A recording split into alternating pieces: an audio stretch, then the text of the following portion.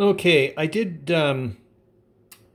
want to use the tripod, but the thing is I'm going to be going all over the bloody map, so hopefully I won't be going too fast, and like I said, getting people seasick.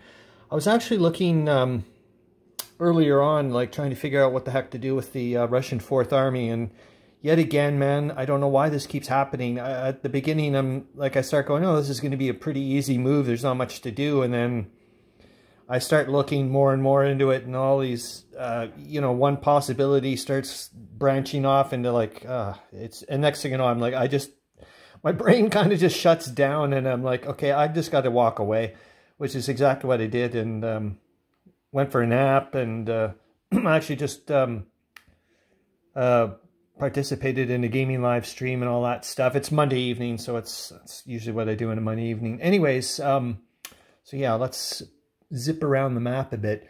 One of the reasons is I'm going to explain why. So yes, the German cavalry is now starting. I know it's causing issues way up north there in the Pregel River area.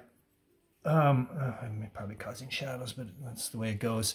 Right there. Yeah, actually, I'll try to zip out a bit here. And I forgot that I still have, well, I did mention that I did have the replacement units there sitting up just north of Vilna there. And just, I guess, north of the Niemen, I think that's the nearest river. And then there's also another replacement unit there coming in. Now, this is the thing. So I do know that I want to start sending replacement units to the Fourth Army. Hey, wait a minute. Maybe I'm not going to need to zip around anymore. I can just do a little bit of because I think the editing did work the last time. So what I'll do now is maybe a little bit of pseudo seasickness, and then I'll slap it onto the tripod relatively quickly, I hope, before the mobile phone freaks out on me. But the reason being is you can see that, okay, you got that cavalry unit there, and then that cavalry unit over there. It's causing me, so I want to send that replacement unit on the train all the way to the Fourth Army. I know it sounds a bit ridiculous, like what in the world are you doing? But I could normally make it. There we go. I could normally make it if it wasn't for those two cavalry units causing me grief over there. So because of the detours. So this is how I'm going to get around it. I did remember that there is a 3-3 replacement unit sitting here with the 10th Army in Warsaw. So what I'm going to do is I'm going to rail them over to here in preparation for I know what's about to happen, right? Which is going to be a lot of grief when the Germans start attacking. And then I'll send that, which I can make it. Sorry about all this. I'll send that dude to there to replace the one that I sent over to the Fourth Army. Okay, let's see if I can get the tripod land. Almost there.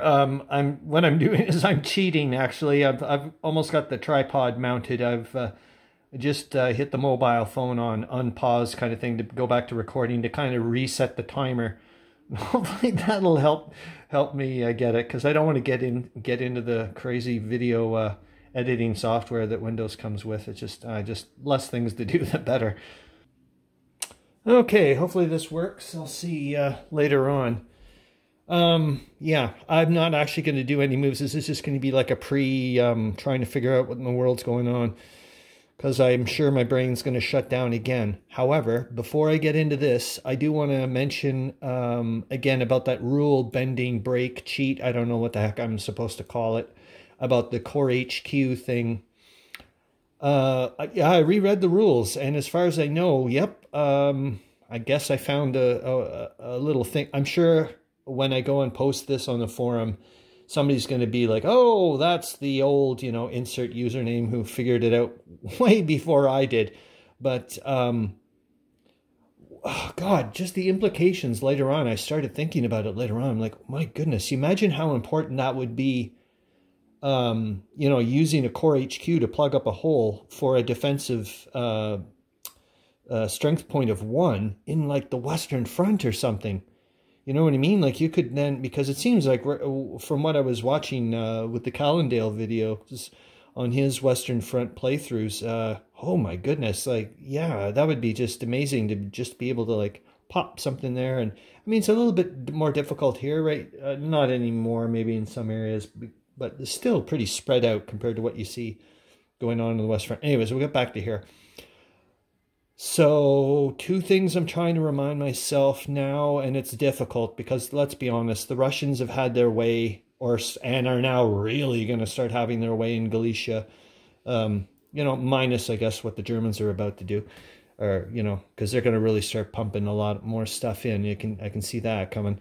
There's two things. One is not to be complacent. Like I said, right now it is a bit of a yellow alert. I mean, yeah, okay, I have figured out a way of getting some replacement units in here, like with that detour, or, you know, bringing them from 10th Army from Warsaw down to here, and then the ones that were going to go here are actually going to go to Warsaw. Hold on, I'm just going to grab some tea before it gets cold. Excuse me.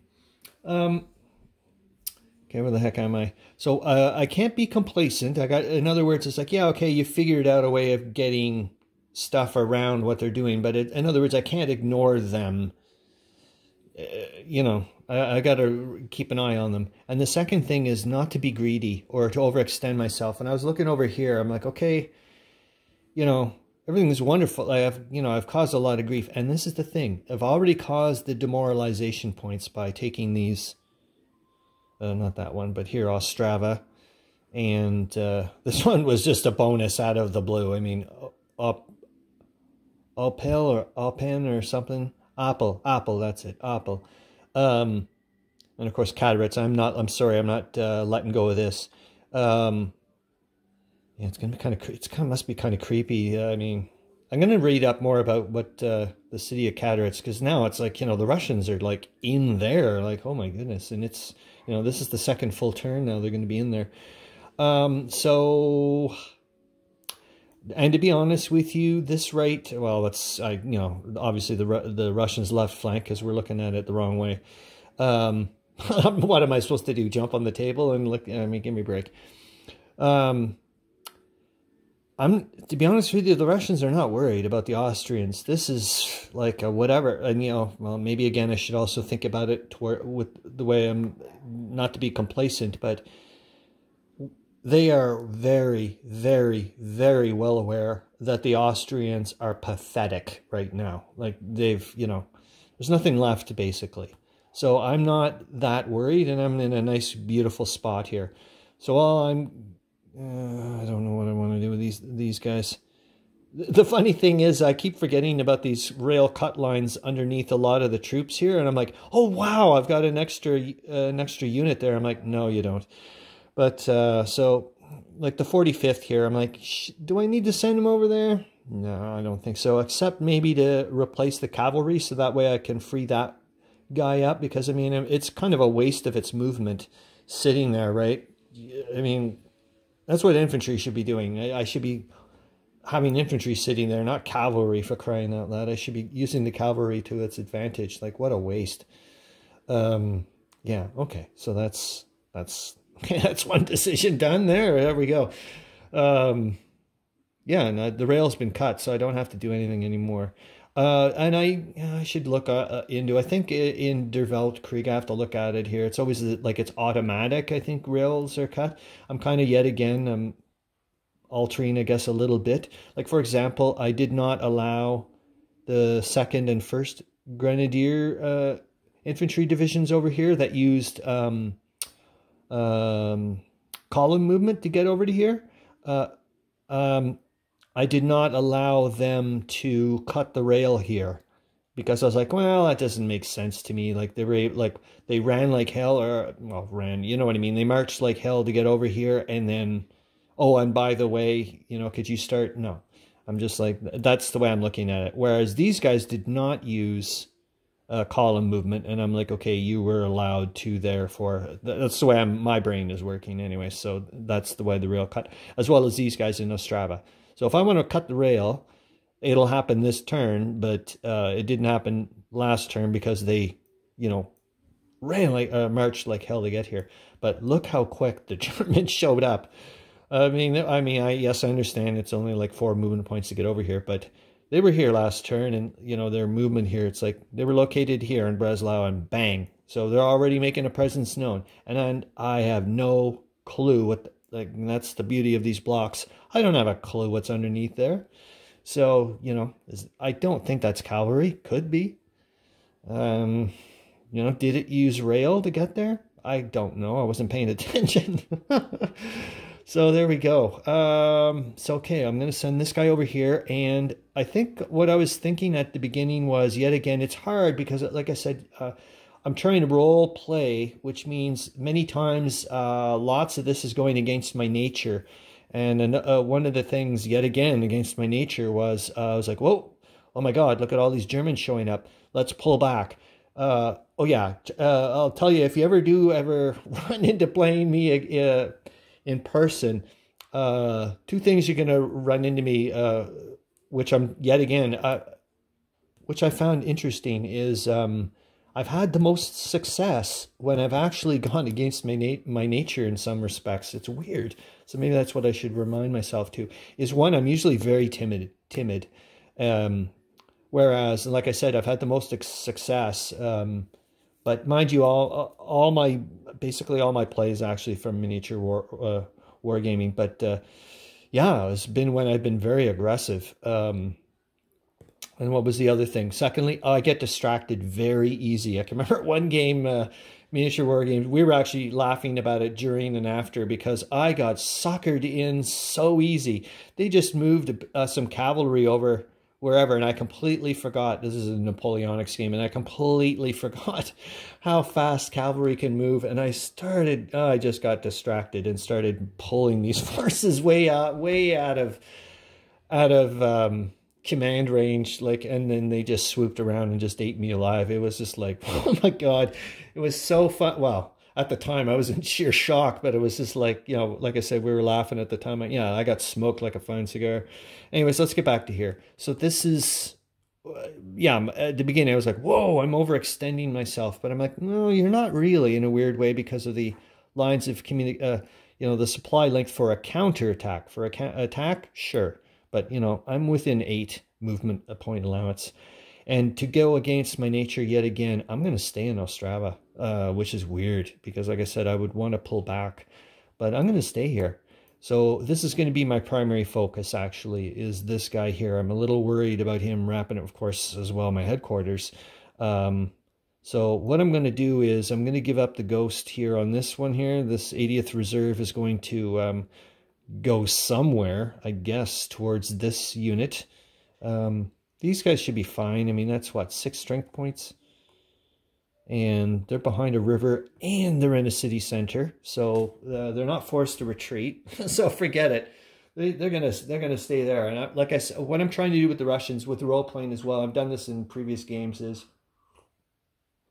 I try to be irritating, and so this should be irritating for the Germans. And yeah, so I'll stay in Ostrava and try to stay there as long as possible. And yet again, it's a city center.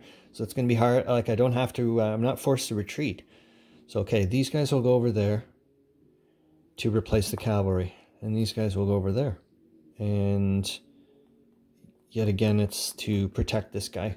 And then I'll see what happens here. Okay, that's it then. And then, I guess off to the 9th, and which are way, these guys over here. Alrighty, yeah, because I'm not, and will I mount any attacks? Oh my God, I almost gave up what the strength points were and the movement. That's not good. How many? Yeah, that problem is I've been giving up the supply points. Like, remember when Ivanov now of the Southwest Front, when I was starting to pretend that he was like, wait a minute, you've been hoarding tons of supply points. Like, he had, because he was avoiding everybody for ages. And then, unfortunately, was forced to have to siphon off supply points. So he's, and then I also made a core HQ, right? Because I think that core HQ, yeah, the core HQ is going to go over there to help out these guys if need be. And like I said, I'm not, this is just a, This flank is just a hold. Like, just isolate Krakow, right? That's all I'm doing. You know, that's it. And then the rest of this is just to hold off as long as humanly possible. However, I'm going to be honest with you. I don't want to give up Katowice ever. I think if this is the case, like at the end of this weirdo game, this is going to be like I said, I'm going to go read up on Katowice and find out. Obviously, it was extremely important. Obviously, not important enough to have a fortress though. But look at all those industrial spots. Like, holy smokes! So I'm going to read up a bit more about Katowice and find out. I mean, come on, it's right up against, it's hugged up against the border. I don't know. From what I've been reading anyways, it's not like these guys were like pro-Russian or German. I mean, these guys were Polish, right? From what I've been hearing. So, I mean, that's what... so they were it was kind of like, you know, which side would allow them to have their own say in things, I guess. Okay, and that's it.